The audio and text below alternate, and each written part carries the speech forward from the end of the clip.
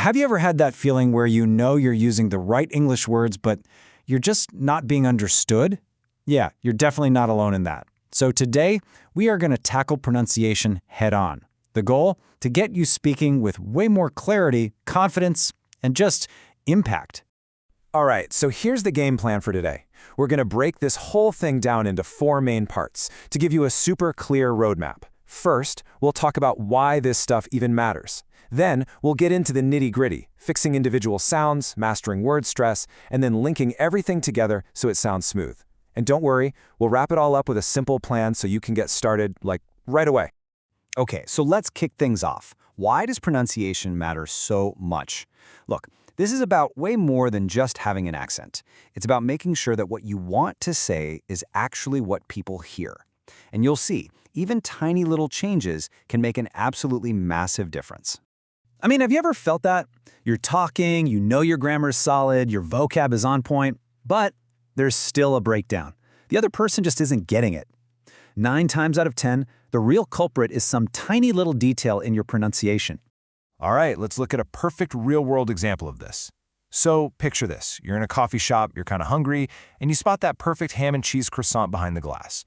You step up and place your order. Simple enough, right? A ham and cheese croissant, please?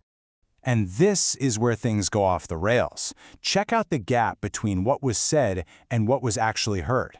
A tiny little slip in the sound and rhythm turned ham and cheese into how much is. How crazy is that? The customer gets a plain croissant and a price quote instead of their lunch. It seems like a small thing, but it's a perfect illustration of just how critical this pronunciation stuff really is. Okay, so how do we actually fix these kinds of problems? Well, you've got to start from the ground up, with the absolute smallest building blocks of speech, the individual sounds. So, let's look at 4 super common challenges. You might be replacing a tough sound, like saying zen instead of then.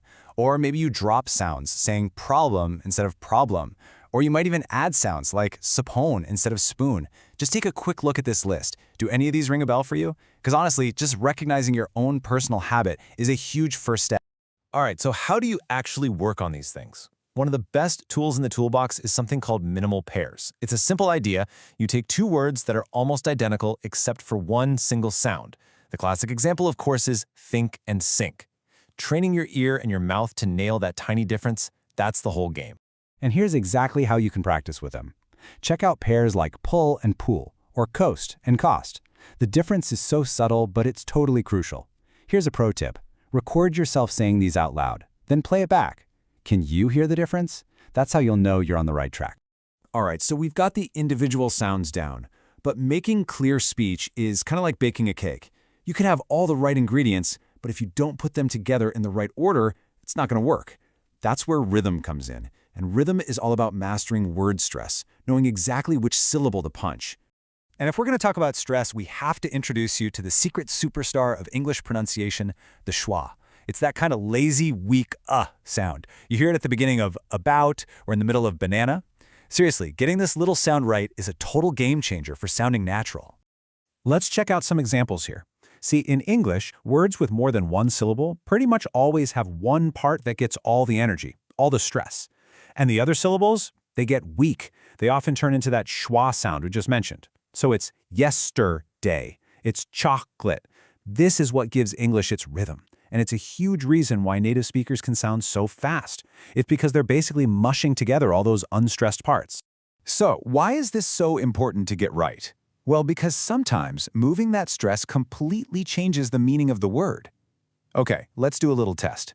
The word is present. How would you say it in these 2 different sentences? Where does the stress go? And here's the answer. When you say, she gave me a present, it's a noun, a gift. The stress is right at the beginning. But when you say, I need to present a talk, it's a verb, an action. The stress shifts to the end. It's the exact same spelling, but they're 2 totally different words, and it's all decided by where you put that emphasis. Pretty cool, right? Okay, we've got the sounds, we've got the rhythm. Now it's time for the final piece of the puzzle, connecting everything so it flows smoothly. The way words link up is what makes speech sound fluent. And believe it or not, it can even tie back to your grammar. Let's take one of the most common examples, that little ed ending for past tense verbs. There are actually 3 different ways to say it, and it's all based on the sound that comes right before it. So if the verb ends with a T or a D sound, you add a whole syllable, id, think wanted. If it ends in a quiet, unvoiced sound like P or K, it's just a T sound, helped. And if it ends in a vibrating voiced sound like M or V, it's a D sound, film. This chart has a bunch more examples so you can really get the hang of it. And trust me, nailing this is a huge signal to any listener that you really know your stuff. Go on, try a few out loud right now. Arrived, jumped, avoided. Can you feel that subtle difference in your mouth? That's what we're talking about. Okay, we've covered a lot. We've got the individual sounds, the word stress, and the linking. We get the why, and we get the how. So now for the most important part. Let's wrap this all up into a simple, practical plan you can start using, well, today. Here are a few really effective tips to get you going. Honestly, the most powerful tool you have is your own voice. Record yourself on your phone and then just listen back. Be your own coach. Use online dictionaries to hear how words should sound. Find speakers you really like, maybe on a TED Talk or a podcast, and just try to copy their rhythm. And you know what? The most important thing is to have a little fun with it. Look, getting clearer pronunciation is definitely a marathon, not a sprint. The real secret is just starting small and being consistent. So, to wrap this whole explainer up, I've got one question for you. What is the one thing you're going to practice first? Is it a minimal pair, a tricky word stress, maybe that ed rule? Just pick one single thing and make that your focus. Start your journey to clarity right now.